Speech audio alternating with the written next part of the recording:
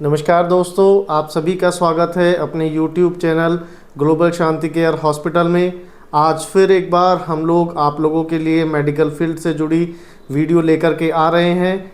आप लोग ध्यान से लास्ट तक वीडियो को सुनिएगा और जो मेडिकल के टिप्स बताए जा रहे हैं उन पे आप अप्लाई करिएगा। नमस्कार। Hello guys, my self doctor Shabnam Rao. I am gynaecologist in global Shanti care hospital Shamli. आज की वीडियो का हमारा टॉपिक है infertility. Infertility is the failure to conceive after 1 year unprotected intercourse. यानी जो कपल्स 1 साल अनप्रोटेक्टेड इंटरकोर्स के थ्रू अगर कंसीविंग की प्लानिंग कर रहे हैं और उनको कंसीविंग नहीं हो पा रही है, मतलब प्रेगनेंसी नहीं ठहर पा रही है, तो उस केस को हम इनफर्टिलिटी के अंतर्गत रखते हैं। इनफर्टिलिटी मेनली 2 तरीके से होती है, एक प्राइमरी इनफर्टिलिटी, दूसरी सेकेंडरी इनफर्टिलिटी। प्राइमरी इनफर्टिलिटी में वो कपल्स आते हैं जो एक बार भी कंसीविंग नहीं कर पाए हैं, जिनको एक बार भी प्रेगनेंसी नहीं ठहरी है, उसको प्राइमरी इनफर्टिलिटी कहते हैं। सेकेंडरी इनफर्टिलिटी में जो कपल्स प्रीवियस कंसीविंग कर चुके हैं, दोबारा उनको कंसीविंग नहीं हो पा रही है, उनको सेकेंडरी इनफर्टिलिटी कहते हैं। या कंसीविंग हो पा रही है, प्रेगनेंसी ठहर रही है उनको, लेकिन बार बार मिसकैरेज के चांसेस हो रहे हैं, बार बार मिसकैरेज हो रहे हैं। रिपीटेड मिसकैरेज की कंडीशन को हम बेड ऑब्स्ट्रक्टिव हिस्ट्री की कंडीशन में रखते हैं। अब जो प्रेगनेंसी नहीं हो पा रही है, इनफर्टिलिटी का केस है। इनफर्टिलिटी में क्या सिम्टम्स हो सकते हैं? इनफर्टिलिटी में मेनली ये रहता है डायरेक्ट कनेक्शन पीरियड से रहता है। अगर किसी पेशेंट्स को पीरियड्स नॉर्मल आ रहे हैं या पीरियड्स नॉर्मल नहीं आ रहे हैं, ये खास तौर पर डिपेंड करता है इनफर्टिलिटी के केस में। अगर पीरियड्स पेशेंट को 28 डेज से 35 डेज तक आ पा रहे हैं, यानी उसकी जो मेंसेस साइकिल है वो नॉर्मल है। अगर किसी फीमेल को पीरियड्स की टाइमिंग 20 दिन में हो जा रहे हैं या फिर 40 दिन में होते हैं या 2 महीने के बाद होते हैं, यानी पीरियड्स जिस पेशेंट्स के इर्रेगुलर हैं, तो ये अबनॉर्मल कंडीशन है। इससे इनफर्टिलिटी कोज हो सकती है। या फिर किसी पेशेंट्स को जो पीरियड्स हैं वो 3 से 5 दिन या 6 दिन तक होते हैं, वो नॉर्मल मेंसेस होते हैं। अगर पीरियड्स को 1 या 2 दिन पीरियड्स आते हैं, किसी पेशेंट्स को 1 या 2 दिन पीरियड्स आते हैं और वो हल्के होते हैं, या फिर 7 से 8 दिन तक पीरियड्स आ रहे हैं और बहुत ज़्यादा होते हैं, वो भी नॉर्मल कंडीशन नहीं है पीरियड्स की। अगर पीरियड्स में हल्का फुल्का पेन नॉर्मल रहता है पर बहुत सीवियर पेन होता है, तो वो भी किसी एबनॉर्मेलिटी की तरफ लेकर चलता है। या तो कोई टिश्यू का आउटग्रोथ हुआ हो, या फिर कोई यूट्राइन पॉलिप हो, या फिर यूट्राइन फिब्रॉइड हो, ये सारी कंडीशंस इनफर्टिलिटी कॉज कर सकती हैं। अगर किसी पेशेंट्स को नॉर्मल ल्यूकोरिया की प्रॉब्लम है, पेल्विक इन्फ्लामेटरी डिजीज़ है, पेल्विक रीजन में डिस्चार्ज रहता है, तो अगर उसको नॉर्मल से ज़्यादा रहता है और बार बार होता है, वो रिकरेंट में है, तो ऐसे पेशेंट्स को अपनी ट्यूब्स, और इनफर्टिलिटी है, कंसीविंग नहीं हो पा रही है, तो ऐसे पेशेंट्स को ट्यूब्स की जांच कराना भी ज़रूरी रहता है कि ट्यूब्स में ब्लॉकेज तो नहीं है।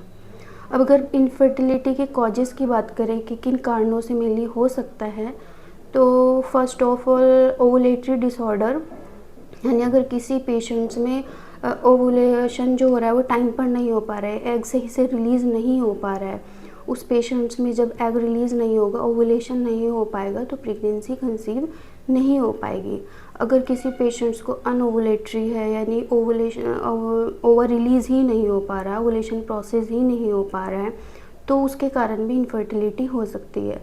मेनली ये रहता है कि हार्मोन इम्बैलेंस हो, जैसे follicle stimulating hormone, FSH, luteinizing hormone, LH hormone रहता है, या एंटी मुलेरियन हार्मोन, या फिर जो थायराइड ग्लैंड रहती है उसकी फंक्शनिंग नॉर्मल नहीं है, यानी हाइपोथायरॉयडिज्म या हाइपरथायरॉयडिज्म का पेशेंट है, या फिर प्रोलैक्टिन हार्मोन बॉडी के अंदर ज़्यादा है, हाइपर प्रोलैक्टिनेमिया की कंडीशन है, या फिर जो पेशेंट्स बहुत ज़्यादा स्ट्रेस में रहते हैं, या ओबेसिटी है, ओवरवेटेड है, या कुछ पेशेंट्स बहुत ज़्यादा अल्कोहल का यूज़ करते हैं, या जिनको medical illness, chronic medical illness है, या फिर थायराइड के पेशेंट्स हैं, शुगर के पेशेंट्स हैं, या फिर जिनको ट्यूबल डिसफंक्शन है, मतलब ट्यूब्स ब्लॉक हो चुकी हैं, या फिर नैरो है, स्टिंक्चर है उनमें, या फिर यूट्राइन पॉलिप है, यूट्रस में मस्से जैसी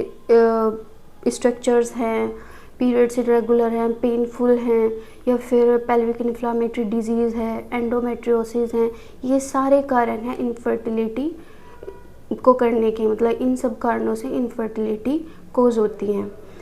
मेनली ये रहता है कि इनफर्टिलिटी में जो डायग्नोस्टिक टेस्ट होते हैं फीमेल्स में, जो हम इनफर्टाइल जो फीमेल होती है उसमें जो हम डायग्नोस्टिक टेस्ट कर सकते हैं, उसमें मेनली हार्मोन टेस्ट देखे जाते हैं, जो FSH, LH, AMH इन सब के लेवल्स को देखते हैं, थायराइड फंक्शन टेस्ट को देखते हैं, या फिर इसमें ये रहता है कि हिस्टोसल्फिंजियोग्राफी देखते हैं, जिसके थ्रू हम यूट्रस या फैलोपियन ट्यूब में कोई एबनॉर्मलिटी तो नहीं है उसको डिटेक्ट करते हैं, या फिर लैप्रोस्कोपी करवा सकते हैं, जिसके थ्रू हम सर्विक्स, यूट्रस या फिर फैलोपियन ट्यूब की एबनॉर्मलिटी को चेक करते हैं।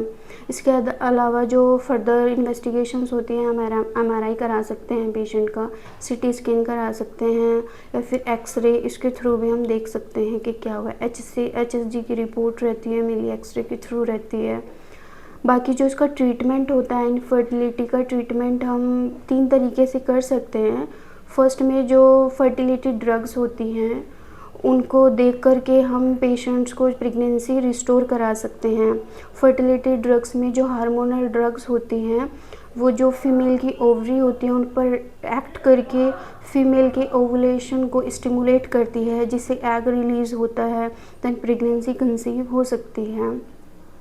उसके बाद जो सर्जिकल प्रोसीजर होता है, सर्जिकल प्रोसेस में जो यूट्रस में टिश्यूज़ के ओवरग्रोथ है उनको रिमूव किया जा सकता है, पॉलिप है, फिब्रॉइड्स हैं, उनको रिमूव करके हम प्रेगनेंसी को रिस्टोर कर सकते हैं।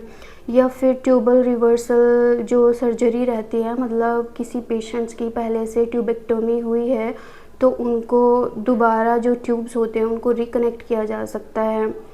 या फिर ट्यूब्स में जो भी एडिशन है, इंस्ट्रक्चर है, नैरोइंग है, उनको रिमूव किया जा सकता है। Further last and not least जो ट्रीटमेंट रहता है, जो असिस्ट रिप्रोडक्टिव टेक्नोलॉजीज़ होती हैं, जिनमें आर्टिफिशियल इंसेमिनेशन के थ्रू फीमेल्स को प्रेगनेंसी कराई जाती है, जिसमें इंट्रायूटेराइन इंसेमिनेशन आता है, इन विट्रो फर्टिलाइजेशन आता है। ये इन सब चीज़ों के द्वारा लास्ट में भी प्रेगनेंसी कंसीव की जा सकती है।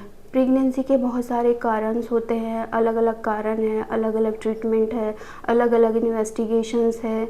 अगर ऐसी कोई प्रॉब्लम है, किसी पेशेंट्स को कोई भी प्रॉब्लम है, तो वो आप आके हमसे हमारे हॉस्पिटल में बात कर सकते हैं, अपनी प्रॉब्लम हमें बता सकते हैं। इस वीडियो में आज के लिए इतना ही। Thank you. हम लोग लगातार आप लोगों के लिए वीडियो लेकर के आ रहे हैं। आप कमेंट में हमें बताएं कि आप लोग किस तरह की या किस बीमारी पे और वीडियोस चाहते हैं। हम ज़रूर कोशिश करेंगे कि हम आपके द्वारा बताए गए टॉपिक्स पर भी वीडियो बनाएं।